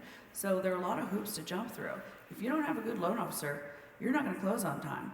And why that is a problem, in an investment property, most of the time it's not a problem. But when you are a person buying a house and this is your first home, you're renting somewhere, right? So you're going to end up possibly running over your lease where your landlord may have already rented your place if you live in a trendy area to somebody else. So that loan officer not closing your loan on time may cause you to be living out of a U-Haul and in a hotel for a week. So you want it to be the right person. Yeah, that's good. Yeah, so anyway, once again, if you can't walk in and yell at them, don't use them. Your realtor then is going to set you up with a client listing site. You're going to go through, find a bunch of homes, then you're going to have them take you through the homes. And you need to be reasonable when you're looking through these homes, when it's your home that you're going to buy. You got to go, here are the things that are important to me, and here are the musts, the maybes, and the it would be nices. Because once you've done this, gone out 2 or 3 days, you realize that most of the time, the perfect home isn't out there. That even if the home is great, you're probably still going to have to put a coat of paint on it or something to make it yours. So you want to make sure that you actually have that list and that you stick to it. And you don't have to write it down, it can be your mental list, but regardless, and convey that to your realtor so that they're not sending you things that you're never going to buy. The next thing is, once you find a house that you like, it's different in every city as to how hot the market is and how many offers that you're competing with. If it's a cooling market, I suggest people do this beforehand. You found a house you like, you're ready to write an offer. Drive by that house in the morning and at night. You never know what's going to be happening. I literally had people in $500,000 houses, which may not be much here, but in Columbus, a $500,000 house is upper middle class, where where it's some executive that lives there and their teenagers, they're in Europe and their teenagers throw cake parties every single night. I'm gonna roll the clip. Yeah, can you put the video on? That's the point from this, right? Yeah. Is that even in the very nicest of neighborhoods, things can go sideways with the wrong neighbors. So you want to make sure that you actually drive by that house. Definitely do it during nighttime and then also during the morning, because if you've got neighbors next door who are fancy themselves a military family and are setting off at crazy volumes at 5 a.m., that's also not going to be pleasant. So I do recommend that people go by during, try to do it on a weekend night and at least one morning, just to make sure that there's nothing too crazy. This is a 1 out of, 1,000 scenario, and obviously that's a 1 out of 1,000,000 scenario. But the fact is still, once you've gone ahead and moved your stuff in, and then you find out after the fact that your neighbors are the Beverly Hillbillies or whatever the case may be, it's too late. So, if you're in a multiple offer situation where if you want this house, you've got to act right this second, then what I do suggest is that you have your realtor put in an attorney review clause, and they're usually written into most contracts already as boilerplate, and give you 3 or 5 days so that that's kind of a get out of jail free card, so that the attorney can write a note saying, I don't approve this contract, so that you got the contract. You drove by on Friday night. They did happen to be having a 25 keg party next door, and you go, you know what? This isn't the house for me. You can still get out of it. Okay.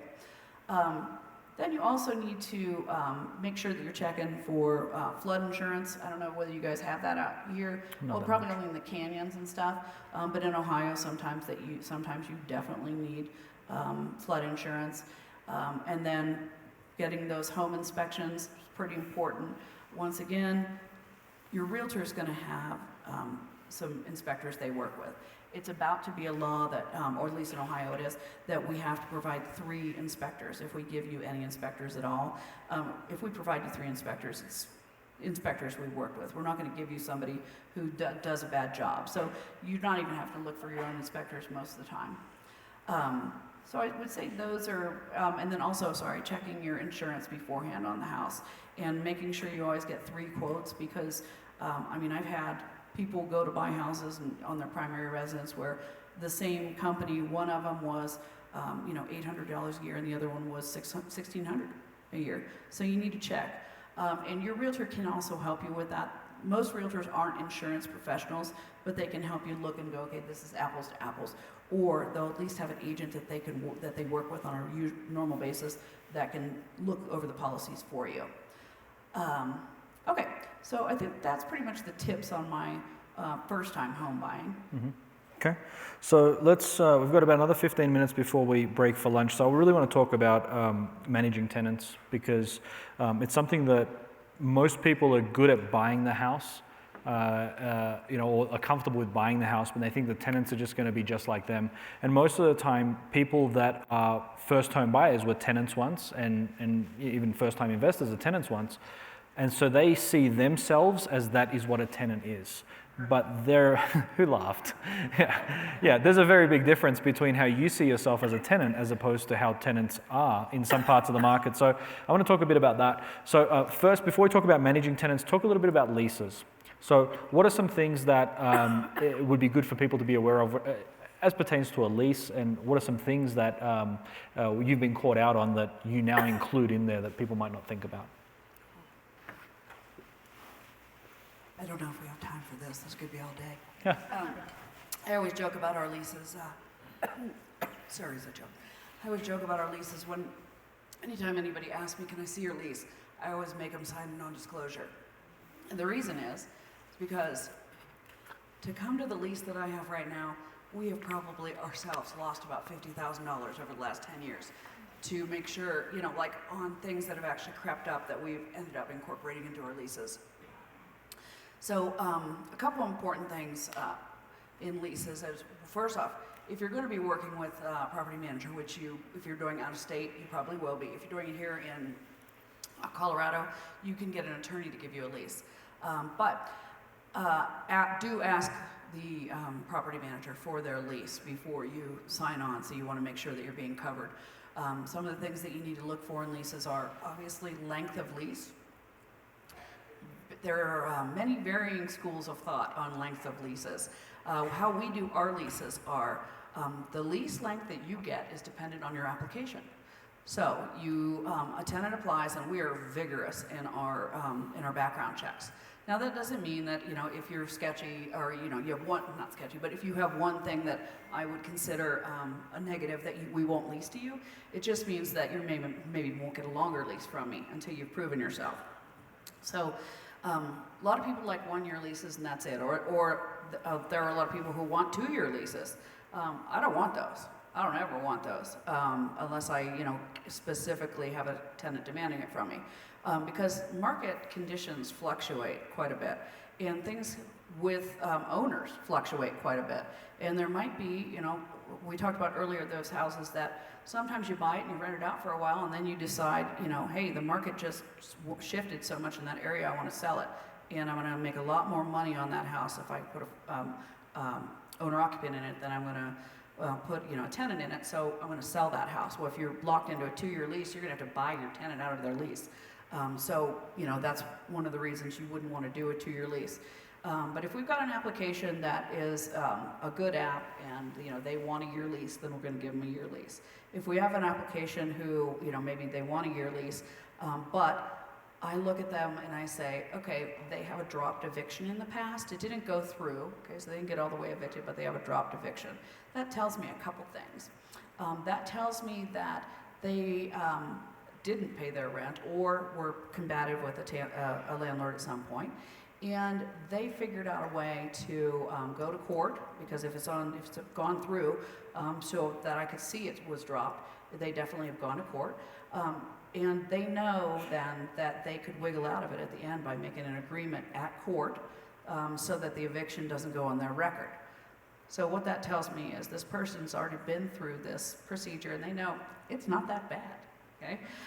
So I might say, look at that application and say, okay, they've got one dropped eviction, things look good otherwise, so let's give them a 6-month lease.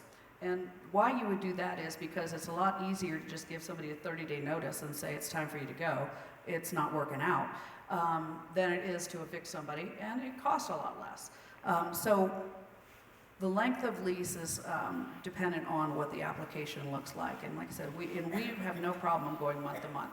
We write into all of our leases that November through February, that your lease automatically rolls over to March 1st at that point, because we don't allow move-outs during the winter. You can't, your home will sit empty for 4 months, and because we won't be able to get a new tenant, because it gets really cold in Ohio, and if it's -10, nobody wants to move.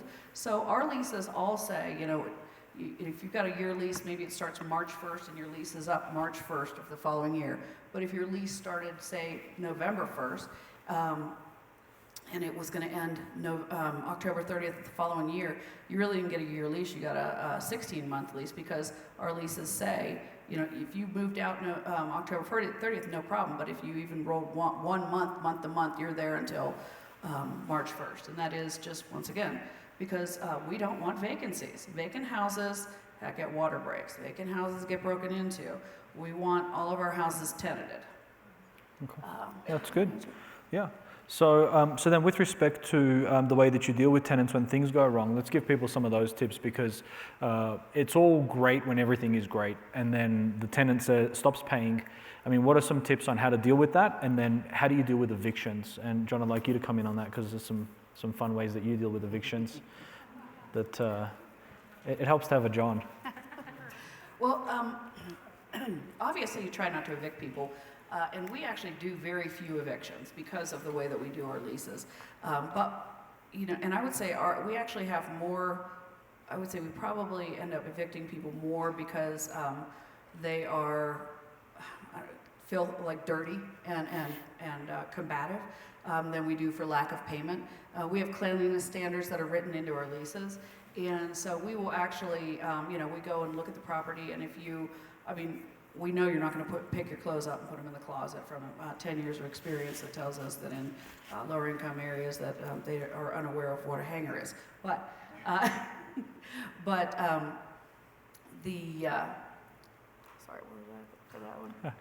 Evictions and moving them sorry. out. And so you don't, I was just thinking about those hangers going, closet doors, I'm so sick of those. Anyway, so we go through the houses, and we will, if your dishes aren't done and your house is filthy, we'll give you kind of a ticket. And we say, you've got 7 days to clean this up, and we're going to come back through. And you're going to have another inspection. It's going to be $75, and you're going to pay for it because, you were filthy when we got here the first time. And a lot of times those are triggered because something got called in, and we had somebody go through to fix that toilet that John wouldn't do. And they reported back to us that the tenant was dirty. So those are probably our number one evictions. But there are a lot of ways to not evict somebody. Like I said, if you don't do year leases or 2-year leases, you can just give somebody notice and say, okay, here's your 30-day notice. We want you to move out at the end of March or whatever the case may be. So that'll get you out of it. You can also pay people to leave, and we've done that before. We've said, we can't take you one more day. So what we're going to do is, as long as you get everything cleaned up, we're going to give you $500 toward your next house, because it's easier than dealing with them. Because sometimes, who here has a rental property? Excellent. Who here has gotten into a verbal altercation with a tenant? Yeah, pretty much the same same people, right? We know tenants can be pretty combative when they feel like they're being wrong, and so sometimes it just isn't worth it to continue down that path, because this is what I always kind of think of. When you're causing my property manager, stress, and more than 30 minutes a day to deal with any one person, they need to go. Okay? You can't afford that. I mean, and if you're self-managing your properties, who wants to get, I mean, that's like, you have to have a value to your time. And if you value your time at $200 an hour and you give them 30 minutes a day, what are you giving those people? It's like way better just to go ahead, get rid of them and get a new person. When we do evict is usually when somebody isn't contacting us. They don't pay and they don't contact us because a lot of times if somebody has suffered a financial loss, such as a job loss or a family emergency, such as, a child got sick and the parent couldn't work or something like that, we will almost always refer them to several agencies to help them and work with them.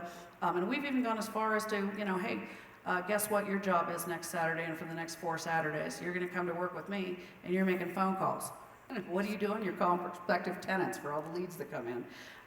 So you're giving the tenants and I'm giving jobs them $10 so an that hour they credit to do that. So We have one guy right now who is, much to John's chagrin, been with him 4 or 5 months because he lost his job, couldn't pay, couldn't get another job because he had some pretty serious crimes in his past, and I knew he wasn't going to be able to find another job easily, and he was literally going to be on the streets. So I said, okay, that's not a problem. You now have a job with us. It's under a 1099 circumstance. You're making $10 an hour. Report to work next Monday and do whatever the bald guy tells you. And it is. This is part of the reason why I love working with John and Tristan is that it's not just about evicting people, right? Like we can be good to people. You don't have to be mean to them, but it is a business. And as long as you can separate the business from the personal, it's okay to be kind to people. You don't have to be mean. And they find creative ways to help people. And so we can probably share some more on that later on during the Q&A panel because there are some things I want to ask you around how you help people because it's actually really interesting. But we promised people some funny stories. Give us 3 stories, John. 2 or 3 stories, just some eviction stories to take us out into lunch. Maybe we start with the... Tell the drug dealer the one. slide for the Clarendon. The Clarendon slide? Yeah, with the roaches. No, I mean I showed that last time. I'll see if I can. I'll see if I can find it. You start talking and I'll see if I can find it. Let me see. Tell them about the drug dealer. That one's good.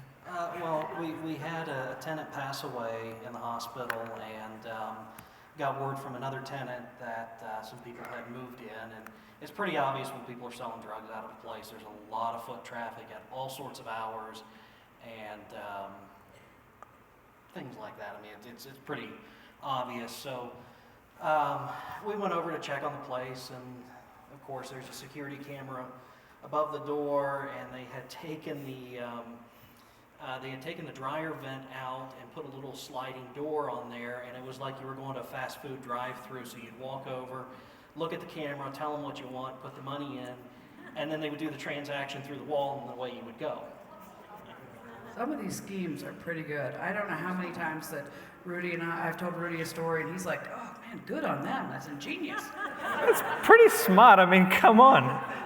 So we show up and key in the door and trying to make noise because, of course, I've knocked and nobody's answered. Get the door open, and there's a guy standing there, and his eyes are about as big as saucers. And I'm going, okay, so they're selling drugs. Possibly there could be guns in here. So I started asking him questions. What's your name? What are you doing? Where are you from? And he's clearly actually more nervous than I am up here, and that he's answering these questions. And I look at him and I go, you do know the gentleman that lived here, and excuse me if this is crude, I said, you do know he passed away of AIDS, right? And he goes, what? I'm betting on the fact that the guy selling drugs probably didn't pay attention in school that you can't contract AIDS that way. So my guy that's with me, he turns around, walks out, goes back to the truck and gets latex gloves. Comes back in and he goes, he's putting his gloves on, he's looking around, trying not to touch anything. And I go, did you use the bathroom? Did you drink out of the faucet? Yeah, I did all that stuff. I said, did you use the shower? Yeah, I used the shower. I go, man, you need to get out of here and go get checked right away. And I promise you, after I put my gloves on, he turned around, opened up a cabinet, grabbed his backpack with the drugs in it, and ran. He literally ran out of the property. So, problem solved, because we're always looking, I'm not looking to fight anybody, or we're trying to find the least confrontational way possible to get squatters out, because it can turn into a little bit of a tenuous situation when they claim to be on the property. So you don't But that was always my favorite. you don't always have to evict, right? No, you can be creative. Biological warfare is. So for those of you who self-manage, there's just a little tip: keep one of those full plastic suits, some goggles, The hazmat some ones. gloves. Next time you have a squatter in one of your house, just go, "Hey, man, I'm not trying to tell you how to live your life, but Yeah. you may need to get to the doctor stat." Yeah. So I don't have the Clarendon slide, but I'll kind of preempt the story quickly. So I purchased this fourplex on the west side, and I mean, it was a good deal, and we made some money on it in the end. But there was a guy in there that we called Pirate Bob, and his first name Pirate, last name Bob. But Pirate Bob was a pirate, and he got to the place where his place, if you were in the last conference I shared about him, but his place got so bad that he left his family in the house, and he moved out into a tent in the front yard and drew a power cord and put his TV there, and so he lived in the yard and left his house inside. So we sent John to clean it up when he left. We did not rent to this guy. He came with the building. He came to the building, yeah. And actually, maybe, I don't know if this would be appropriate to point out, but typically most of the worst tenants that you get where you have to evict or they're just problems are inherited tenants. Yeah. Yeah, when you buy a building, that's a good point. When you buy a building, we end up evicting 50% of all tenants in multifamily buildings that we have purchased when they're already tenanted. So, because they're a million reasons, but they go, I already paid 3 months rent to my last landlord, or, every manner of things. I actually had one guy tell me, one of my favorites, I actually went to his house myself, because this was several years ago, and said, look, dude, you didn't pay your rent, and it's the 15th, blah, blah, blah. He said, look, I paid my rent to the old landlord. I gave him 3 months in advance. And I said, that's a bunch of crap, and I know it. He said, I can't pay my rent. I just bought a new car. I said, well, I hope you like living in it. Well, it's tough. With your wife, 2 children, and dog. Yeah, it's really tough, but this is what happens. And how do you get out of that? Especially if you don't know the owner and they say they paid to them, and the owner says, well, I'm not going to help you. I got my money. It's closed. So do you want to share about what you found when we sent you to the unit?